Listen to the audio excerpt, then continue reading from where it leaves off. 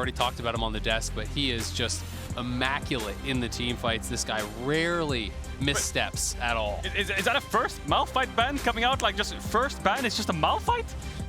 Look. I told you, man, maybe they got some special sauce. Yep, Rock, man. They just can't take it off the board. They might play, maybe they're playing a lot of heavy AD comps or something like this. Maybe they're scared of drafting some kind of does MF like his too. Jaces, and in NA, we have seen Malphite from time to time kind of pop up as a Jace counter, so could be something along those lines. A lot of AD champs getting banned out by 100 Thieves. Maybe.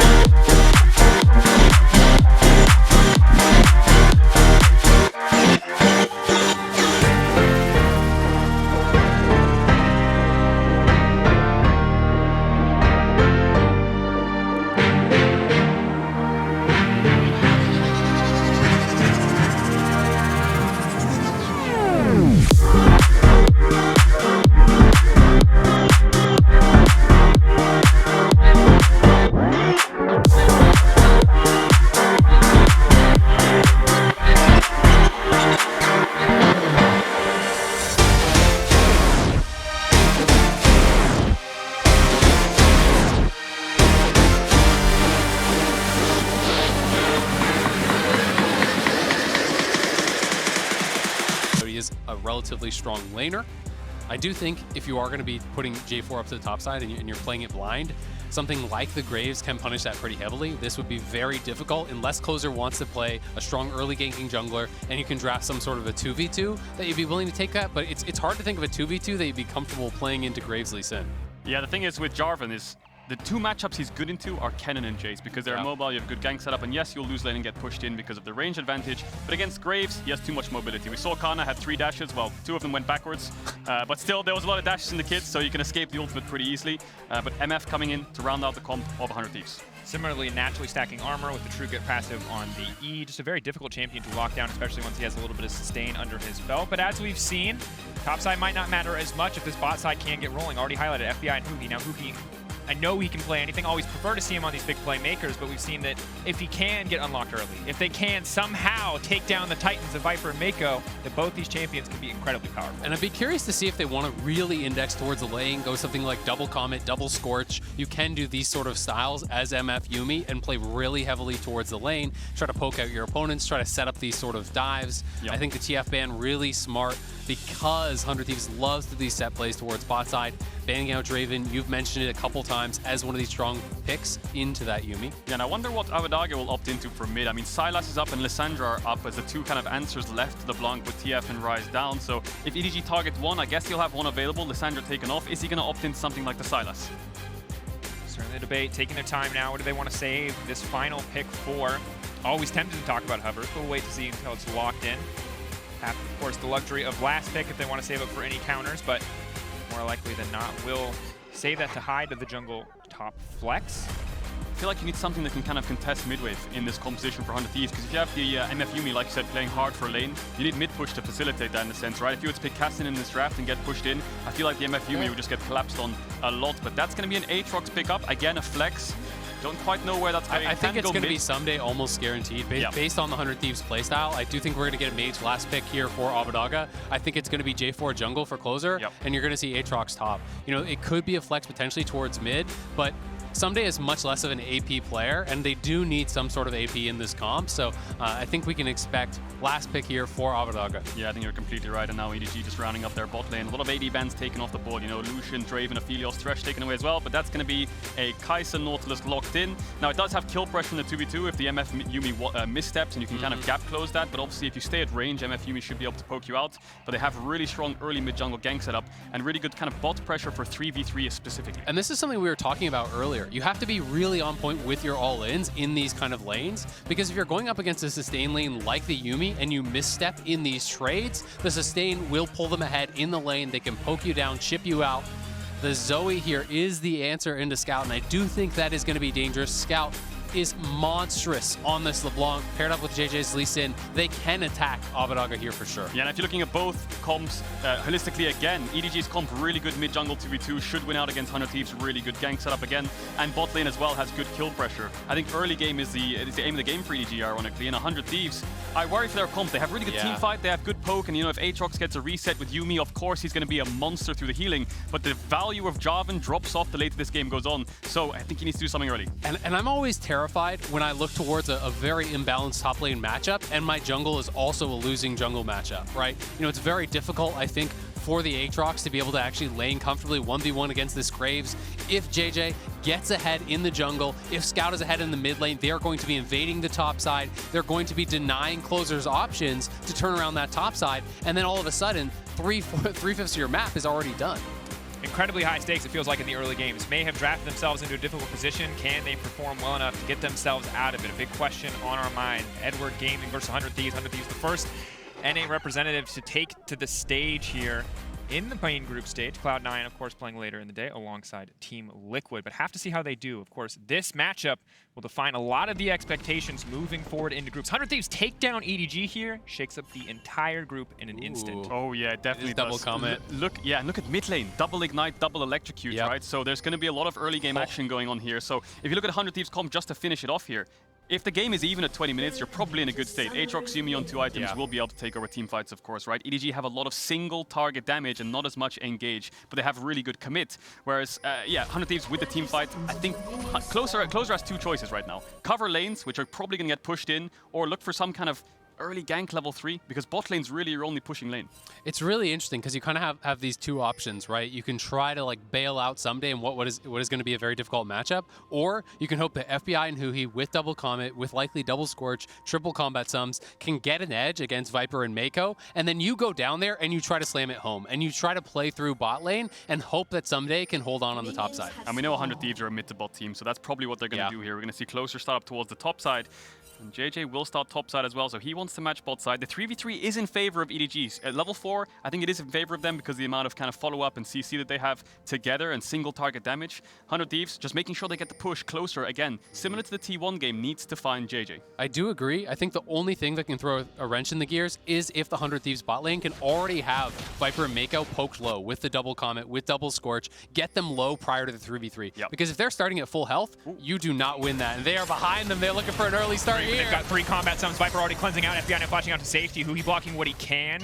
Overall, pretty even early trade, all things considered, or would be if it was not for the immense amount of summoners already burned. So the thing is, normally when you see bot lanes, all year long, what they do is they run bot level 1, they place a ward in that middle brush where EDG has the ward, just to cover for level 1 cheeses, in a sense, when you're playing ranged into melee. Right there, 100 Thieves didn't actually opt in to do it. They were late to lane, they got punished, so 3 combat summon spells for 2. Yeah, and I actually think it's so bad now for 100 Thieves. I actually think you don't win the 2v2 at all anymore. You can't play forward with no flash on MF, so they've basically already lost their only winning lane that they drafted for.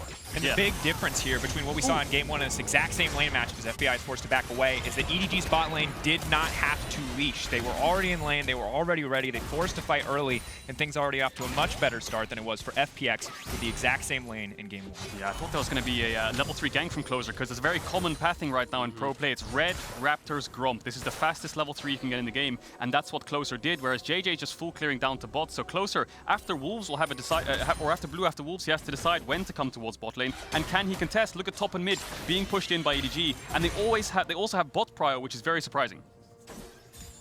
Of course, for Closer, a player that we naturally have our eyes on simply because of how incredible he was in the playoffs for the side of 100 Thieves. This man was a massive force to be reckoned with, and on J4, regardless of the scaling, we know this champion can be a massive, massive force in the early game, can be a huge difference maker in terms of just raw gank setup. I mean, Jarvan is a very feast or famine style champion, and Closer is kind of that type of player as well. You know, he likes to play aggressive, he likes to take risks, and when he gets ahead, he really knows how to expand that lead and make it into something special. But it's going to be difficult with all these pushing lanes and a 1v1 that he's not going to win here against JJ.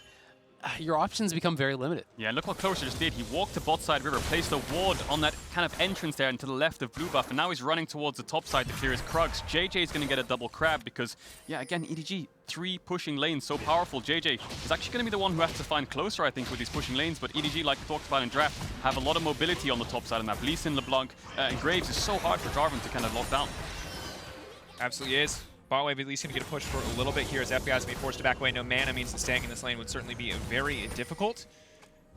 Flandra on the top side, laying down a bit of vision as well. So EDG really in total control here. JJ not going to be able to find a gank into the mid lane. Good for Abbedagge that he does manage to set that vision up in time, but overall, pretty smooth early game for EDG so far. Ooh, JJ, though, clever pathing.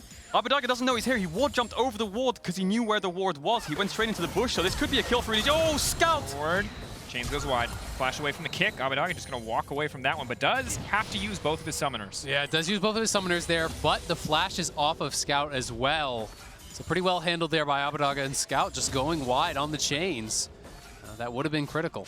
Yeah, that would have been a kill for EDG as well, because if Scout can flash E, he should be in range because of the gap close. Even if Abbedagge flashes away, the chain should connect, and JJ, despite not having W, should be able to flash Q. So small misplay there from Scout, and good to get out there for Abbedagge. And it looks like JJ is going to base. Closer has also base, and he's on his second respawn Gromp, so both junglers on the opposite side of the map. Closer, obviously 1 temp down.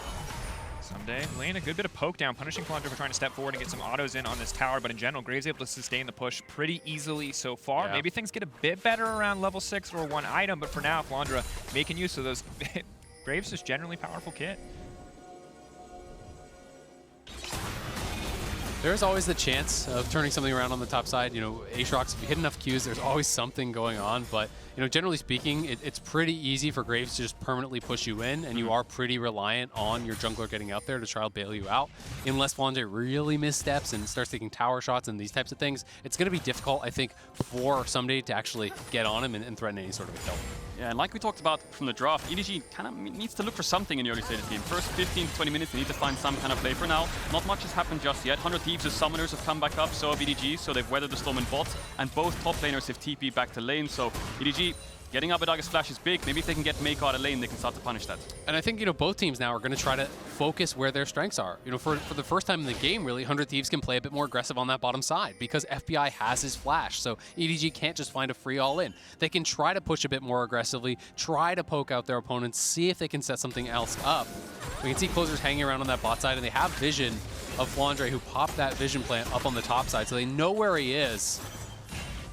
Yeah, and we talked about both these teams being bot-centric teams. You can see that both junglers just constantly hovering down towards bot side. Flandre is actually doing a lot for the team right now. You know, the deep wards on top side, it's process of elimination. If Closer is not showing top side, he's obviously down towards the bot side. So EDG have more information to work with, but they don't know for certain where Closer is until he steps over that ward on the red buff. Someday using that brief window of opportunity to move down to contest some of that vision, to try to make sure that they can hide as much of that information as possible, but of course tracking the Jarvan in the early game when we expect him to be the most impactful. Again, Feast or Famine champion is a big deal. Level 6 of course going to make a lot of those options easier, but it has been a difficult early game. While it's been a calm laning phase, EDG building a slow but steady gold lead, and really the impact of Closer not felt yet. Look at Viper as well. Abbedagge has no flash. He knows that pink ward is too dangerous to take because bot's missing, and he's going to back off. But getting Mako mid is what they need to do. Abbedagge has no flash. That's the only point that they can pressure. And Abbedagge knows something's up. He's going to jump over the wall and say, hello. That's smart. I mean, they've seen that Nautilus is missing for so long. They don't have eyes on JJ. He's got to know that he is under threat. And 100 Thieves, to their credit, have played smart around missing summoners. The bot lane, they could not push in the 2v2. They accepted that they messed up. They accepted that Viper and Mako got that advantage, got the flash off. And now Abbedagge is going to clear it out because they see the two members, bot and the cat roams up to help him out. That's the only thing that 100 Thieves are struggling with right now. Look at their pinks on the top side of the map. They're both defensive pinks. Look at the bot side of the map. Defensive pinks, whereas EDG were controlling the river. So 100 Thieves, with these bouncing bot waves, which are slow pushing into EDG, can start to contest a little bit of vision. Maybe they have a dragon window here, with JJ being on the top side and them having cleared out bot side vision. But for now, the game is in a lull state. I mean, 8 minutes is the aim of the game for both teams when it comes to Herald. So maybe we'll see Mako move towards the top side soon. And EDG in general, again, of the teams out of the LPL, much slower, much akin to maybe what you expect from an LCK team. We'll hold that thought. It's still big damage. Mako flashing out, just barely able to survive on that one. Hook to the wall, instant flash to safety. But now FBI and Huhi pressuring forward, looking to take down a few tower plates. Yeah, very nice aggressive play. They're going to get a lot of gold here. When you have the push here with a spell thief support, you get to farm gold off the tower, cash in on a turret plate there. They are up in that bottom lane, so nicely done after what was a rough start, but it is just a very slight lead, and it's more than made up for by the top side of the map here for EDG. Yeah, but look at Mako. Again, yes, 100 Thieves are winning on the bot side, and that was a great force, but the thing is, Mako can base first because they're pushing out the next bot wave, so he's going to run top side and meet up with his jungler, and maybe they want to force this Herald because 100 Thieves, yes, they're winning lane, and they got a plate in their head in CS, but their bot lane is a little bit behind in time, and now JJ's cleared his bot camps out, Flandre has the top push. This could be a Herald start for EDG. Yeah, it'll be interesting to see if 100 Thieves actually try to match, or if they're just going to go back towards bot side. I wouldn't have been shocked if they just actually stayed bot and continued to try to push for plates. You know, that's a pretty common trade that we see in NA a lot. Teams are less likely to actually contest this trade if they're later on the reset. In this case, they did elect to reset, but it is going to be a free Herald here for EDG, and they just wanted to get the buy instead. Yeah, and then the biggest question is, what can 100 Thieves get on the opposite side of the map? Nothing. Closer. He's running through the lane with 100 Thieves' bot lane, and again, Mako is moving towards bot side, but JJ's top side. There's no TPs in the game, so you could look for a force on bot side. Mako has no flash. With a Jarvan on your team, that's the only target you can knock down, so that's ideal for 100 Thieves. Maybe they can find a lane gank here. Yeah, I mean, if they can get a kill, then they could look towards Dragon. I think that there's definitely an option there.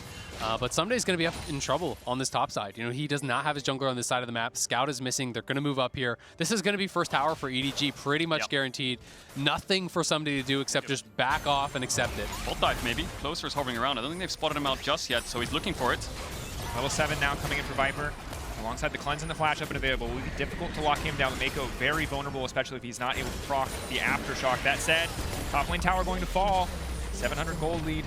Now 1,800 in favor. 2K actually in favor of EDG. Flag and drag forward. That's going to be the Yuumi ult now coming in. They're really trying to burn this target down, but in the meantime, it looks like Viper's going to try to finish the kill. One more auto's going to do it, and now it's Huhi all on his lonesome. Viper not going to overcommit, but just a 1-for-1 on the bottom side. That felt like they just were feeling a little bit of pressure. A little bit of pressure to get something done. They know that they're losing the tower on the top side. They know that they haven't got any ganks down. And it's not really a good trade. It's a kill on the Yuumi, you know, on the enemy support for giving Viper here a kill on your jungler. They are trying to push him off. They are trying to continue farm plates. And FBI getting a lot of damage down there means they may be able to get this final play, but I don't know if they're going to be able to finish it off or not. Yeah, I think it was going to be a stare down there. EDG had two options: drop the bot tower and kind of give the plates over to 100 Thieves, or just flip the 3v2 and start to let them dive them. You know, come on guys, let's just dive us, see what happens. Maybe trade 1-for-1, 2-for-2 at best, but in this case they trade 1-for-1. But 100 Thieves get what they came for. They got a lot of tower plates, and I think during this replay they will be able to take it. But like you said, Azale, I think this is just a little bit of desperation from Closer. He knows he needs to do something. He's already done his job. They're out of lane. They're pushed out. That's a free tower. Maybe just hit the tower and take it and trade. But it kind of goes for a bit deep. Exactly. I think that if you wanted to make this play, you had to dive them under tower where the MF ult can back you up on that ultimate. You know, J4 ultimate comes through, MF ult across, the Nautilus dies fast enough that maybe you can get out. But they just, I think, are feeling a little bit of pressure there. Closer has not been able to get anything done. He knows that he's behind in farm. He knows that there's plays happening on that top side. Chains have now landed. Abadaga going to move out. Well played, but still a ton of damage coming in from Scout and Flandre. Closer now going to try to follow up, trying to get a little bit of damage back. But JJ in the area means he cannot fully commit. And that's the power of having your top laner unlocked. You take top tower, he can move towards mid, and when he moves mid, look at the damage Flandre has on this top lane Graves. Abadaga played it well to portal jump the chain to make it disconnect and break, but by the time he came back, he was one-popped. Yeah, just got knocked down so incredibly fast, and it is a difficult situation for Someday. He's playing it smart, meeting Flandre in the river to try to prevent him from getting to that wave, but he's got to get this wave reset. Closer is up there to try to give him a little bit of safety, but I mean, when you lose that tier 1 and you don't have a lot of wards, it's very scary pushing out these waves. Oh, JJ for FBI, but he wasn't quick enough, and that means he's just instantly taken down. Oh, that was clean. FBI had flash, but JJ, lots of gap close, Qs the creep, ward jump, and then kick flashes. FBI wasn't ready for that one. Not at all. And now Viper going to be able to cash in here, getting some more plates, getting some more gold. He is getting very close to his mythic completion. Things looking better and better for EDG. And this is not the same explosive game that we saw from T1 versus DFM. This is a slow, steady building of a lead from the side of EG. 3-1 now in kills, able to get the top tower. Sadly for 100 Thieves, the one side of the map where they have been able to make plays, the bottom side of the map still just barely not able to finish that tower. And EDG, 2.5k gold lead, getting bigger and bigger. Yeah, the gold deficit that Viper had to FBI from the tower plate itself just kind of recovered itself now with that kill. He has the Kraken Slayer, FBI has the Yomus. I think 100 Thieves' next objective is very clear. Just get this bot tower and get bot lane out of lane fast so they can start playing the map a bit more, because they're one step behind EDG right now. Flandre is constantly unlocked, but FBI and Huhi are not. Yeah, it'll be interesting to see if they can find any sort of plays to punish some of these missing flashes here from EDG. Try to get a bit aggressive here, utilize that Jarvan ult, get something done, but Mako comes down and they don't really have the confidence until Closer moves up behind them, and he is going to be spotted by this ward. Yeah, I'm a bit worried for their 2v3 as well. If JJ collapses and Flandre has TP, it might be a bit dangerous, so Closer's going to back off for now. Both top laners have TP to join if it's going to be a 4v4, but Scout should be first to move. JJ just making sure that Abedaga has no vision to work with to keep him under tower the whole game long. Trouble Bubble connects, but Abedaga really not in a position to follow up. Tower plating about to fall away anyway, so it looks like EDG just opted to back off, knowing that tower is not quite the safe haven they would need it to be. So 100 Thieves able to get back at least a little bit of gold. That said, EDG moving into enemy territory, laying down a little bit more vision, trying to deny some of the clean pathing from Closer between lanes. And I'm interested to see if either of these teams are going to start up this first dragon here pretty soon. Looking for the chains, won't connect. Back, Randuin's in the area. Someday waiting over the wall. Sleepy Trouble Bubble. Abedaga is going to need to get out of there quickly, but he just does not have the flash. And now it's going to be Someday who's in trouble, knocked up. And now on the backside, it's the bullet time, but it's not connecting on anybody. Closer in the meantime, they're trying to lock down Mako. They're trying to click down the squishiest member. Closer, he's out of cooldowns. He tries to heal back up with the Gore Drinker. Not nearly enough. Someday now has to run for the hills. EDG confidently taking this skirmish. Yeah, FBI's ultimate was a little bit disconnected from the rest of the team because Closer and Huhi commit on one side, and FBI's ultimate was just kind of to zone away the rest of EDG. I mean, EDG have so much single target damage, so when Abedaga is alone and Closer goes too deep and he's alone, they have so much burst. Yeah, they're so reliant on that MF ult at this point in the game to actually have enough damage to knock these members down. Not going to be able to do it. EDG kites them back, collapses in, knocks down multiple members. They're going to be able to grab the dragon off the back of this too. Yeah, and Abedaga, I think he thought he was safe because Someday was right next to him when he was trying to push in this mid wave. He just took a pink, he thought he was safe, crashed the wave, and then moved topside. But no, has no flash. JJ makes sure the play happens. And yes, 100 Thieves bot lane's on the way, but it feels like FBI is just a little bit disconnected from the rest of 100 Thieves. Yeah, I mean, the ultimate coming down here got almost nothing done. Scout just distorts out of it. Viper is already pretty much out of range of it. And you don't have your mid laner, so you are so heavily relying on this MF. Because Someday has been put down, your mid laner is dead, the MF had to get it done, and the ultimate just wasn't it. Yeah, and I think 100 Thieves' comp relies a lot on setup. You know, if you have vision control and the enemy team is walking into you, Zoe can play however she wants, Yuumi can sit on the Aatrox and try to engage on the backline if they walk up too far because Kai'Sa's short range. But if you're just kind of fighting in mid, the amount of mobility EDG's comp has, they can just dip, dodge, dive around you.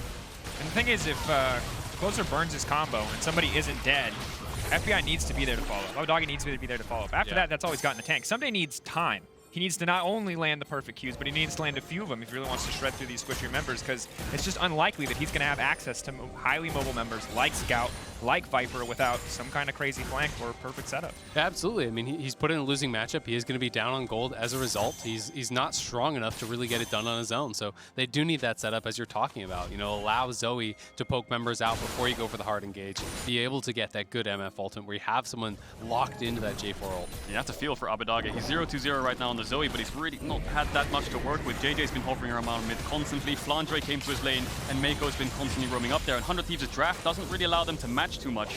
So they're going to lose this mid tower from the second Herald. Arrow charging now coming in. Someday waiting over the wall, but not really a lot to commit for there. They're just going to grab what little gold they can from killing the Herald, clear the wave as well. 100 Thieves, hard to know what the next best option is for them. They catch someone out here. Mako potentially overextended could be a small advantage. No flash. Now he's going to commit. Is he going to go for the Hex Flash over the wall? Hex Already started the channel. Oh, we love to see it. Do you?